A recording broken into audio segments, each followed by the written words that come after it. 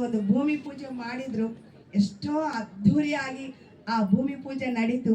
ಮತ್ತೆ 2ನೇ ಸಾರಿ ಬಂದ್ಮೇಲೆ ಅವ್ರ ತಾಯಿ ಹೆಸರು ಮೇಲೆ ಸಾವಿತ್ರಮ್ಮ ನಿತ್ಯ ಅನ್ನದಾನ ಅಂತ ಹೇಳಿ ಅವರೇ ಸ್ವಯಂವಾಗಿ ಹಾಲನ್ನ ಉಗಿಸಿ ಅವತ್ತಿನಿಂದ ನಿತ್ಯ ಅನ್ನದಾನ ನಡೀತಾ ಇದೆ ಈ ಕ್ಷಣ ತನಕ. ಹಾಗೆ ಮತ್ತೆ ಅವ್ರು 3ನೇ ಸಾರಿ ಬಂದ್ರು. 3ನೇ ಸಾರಿ ಬಂದು ಒಂದು ಇದು ವರ್ಲ್ಡ್ ಹೀಲಿಂಗ್ ಪಿರಮಿಡ್ ಆಗುತ್ತೆ, ಪ್ರತಿ ಒಬ್ಬ ಮಾಸ್ಟರ್ಸ್ ಇಲ್ಲಿ ಬರ್ತಾರೆ, ಫಾರಿನ್ ನಿಂದ ಎಲ್ಲರೂ ಬರ್ತಾರೆ ಇಲ್ಲಿ ಅಂದ್ರು.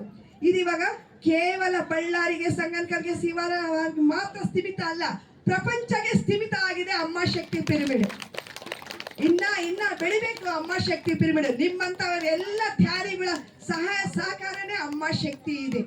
ಮತ್ತೆ ನಿಮ್ಮೆಲ್ಲರಿಗೂ ಅಂತ ದಾನಗಳು ಮಾಡಿದ್ದವ್ರಿಗೆ, ಆ ಒಂದು ಎನರ್ಜಿ ಕೊಟ್ಟಿದ್ದವ್ರಿಗೆ ಎಲ್ಲರಿಗೂ ಈ ಕ್ಷಣನಲ್ಲಿ ಈ ವೇದಿಕೆ ಮುಂದೆ ಸಿರಿಸು ಬಗ್ಸಿ ಪ್ರತಿ ಒಬ್ಬರಿಗೆ ನಾನು ಪಾದಾಭಿವಂದನೆ ಮಾಡ್ತಾ ಇದ್ದೀನಿ ಮಾಸ್ಟರ್ಸ್. ನಿಜವಾಗ್ಲೂ ಕೃತಜ್ಞತೆ, ತುಂಬಾ ಆನಂದ ಅನಿಸುತ್ತೆ. ಯಾಕಂದ್ರೆ ಇಂಥ ಹತ್ರ ಒಂದು ಚಿಕ್ಕ ಅಳಿಲು ಸೇವೆ ಮಾಡ್ತಾ ಇದ್ದೀವಿ, ಸೇವಕಿ ನಾನು ಇಲ್ಲಿ ಅಂತ ಒಂದು ಸೇವಾ ಭಾಗ್ಯ ಕೊಟ್ಟಿದ್ದಕ್ಕೋಸ್ಕರ ಆ ಮಾಸ್ಟರ್ಸ್ ಎಲ್ಲರಿಗೂ ಕೃತಜ್ಞತೆ ಹೇಳ್ತಾ ತುಂಬಾ ಹೃದಯಪೂರ್ವಕವಾಗಿ ಇನ್ನ ಅದ್ಧೂರಿಯಾಗಿ ನಡ್ಬೇಕಂತ ಹೇಳಿ ಬಯಸ್ತಾ ನಿಮ್ಮೆಲ್ಲರಿಗೂ ಕೃತಜ್ಞತೆ ಹೇಳ್ತಾ ಈ ಅವಕಾಶ ಕೊಟ್ಟಿದ್ದ ಪ್ರತಿ ಒಬ್ಬರಿಗೂ, ಮತ್ತೆ ಗುರುಗಳು ಇಸ್ಕಾನ್ ಭಗವದ್ಗೀತಾ ಅಂದ್ರೆ ಪತ್ರಿ ಸರ್ ಹೇಳೋ ಪ್ರತಿ ಒಂದು ಅಕ್ಷರ ಭಗವದ್ಗೀತಾದಲ್ಲಿದೆ ಸರ್. ಭಗವದ್ಗೀತಾ ಸುಮ್ನೆ ಮನೆಗೆ ಇಟ್ಕೊಂಬೋದಲ್ಲ, ಓದೋದಲ್ಲ, ಅದು ಆಚರಣೆ ಮಾಡಿ ಅಂತೇಳಿ ಪತ್ರಿ ಸರ್ ಹೇಳ್ತಾರೆ. ಅಂತ ಒಂದು ಭಗವದ್ಗೀತಾನೆ ಸೃಷ್ಟಿನೇ ಮಾಡಿ ಆ ಒಂದು ರಿಕಾರ್ಡ್ ಮಾಡಿದ್ದ ಗುರುಗಳು ಇವತ್ತು ಹೇಳ್ತಾ ಇದ್ರೆ ನಿಜವಾಗ್ಲೂ ಪತ್ರಿ ಸರ್ ಅವ್ರ ಒಳಗಡೆ ಹೋಗಿ ಮತ್ತೆ ಭಗವದ್ಗೀತೆ ಹೇಳಿಸ್ತಾ ಇದ್ದಾರೆ. ಇವಾಗನ್ನ ನಾವು ಓದೋಣ, ಇವಾಗನ್ನ ಆಚರಣೆ ಮಾಡೋಣ ಅನ್ನಿಸ್ತು ನಮ್ಗೂ.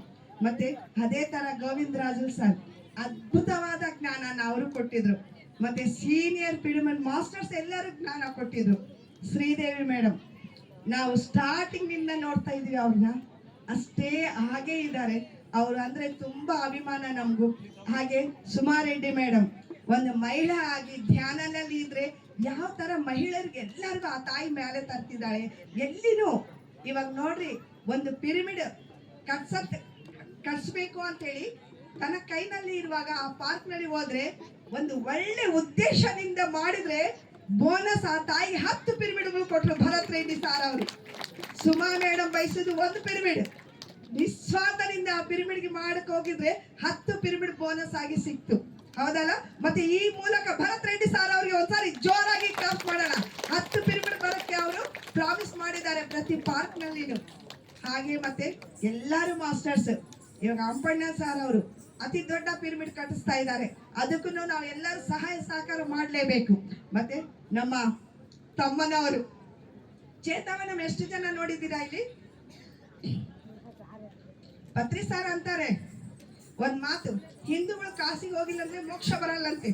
ಹಾಗೆ ಚೇತವನಂನಲ್ಲಿ ಒಂದು ಕ್ರಿಸ್ಟಲ್ ಪಿರಮಿಡ್ ಇದೆ, ಅದು ನೋಡಿಲ್ಲ ಅಂದ್ರೆ ನಾವು ಧ್ಯಾನಿಗಳು ವೇಸ್ಟ್. ಕೊಟ್ಟಾಲ ಅಂತೇಳಿ ಸಂಕ್ರಾಂತಿ ಸಂಬರಾಲು ಮಾಡ್ತಾರೆ ಅವರು, ಅದ್ಭುತ ರೀ. ನೆಕ್ಸ್ಟ್ ಆದ್ರೂ ಎಲ್ಲರೂ ಹೋಗಿ ನೋಡೋ ಸ್ಥಳ ಅದು. ಆ ಅಣ್ಣ ತಮ್ಮಂದ್ರು ಒಂದು ಲೋಕನೇ ಸೃಷ್ಟಿ ಮಾಡಿದ್ದಾರೆ.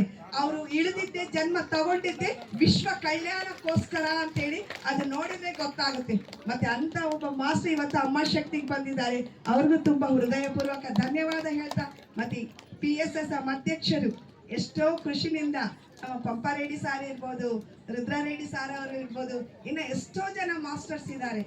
ಅವರೆಲ್ಲರೂ ಬಳ್ಳಾರಿನಲ್ಲಿ ಇವತ್ತು ಧ್ಯಾನ ಬಂದಿದೆ ಅಂದ್ರೆ ಅವರ ಕೃಷಿ ಇವತ್ತು ಒಂದು ಮಹಾ ವೃಕ್ಷ ಆಗಿದೆ. ಇದು ಆ ಸೀನಿಯರ್ಸ್ ಎಲ್ಲಾನ ನಾವು ನೆನೆಸ್ಕೋಬೇಕು.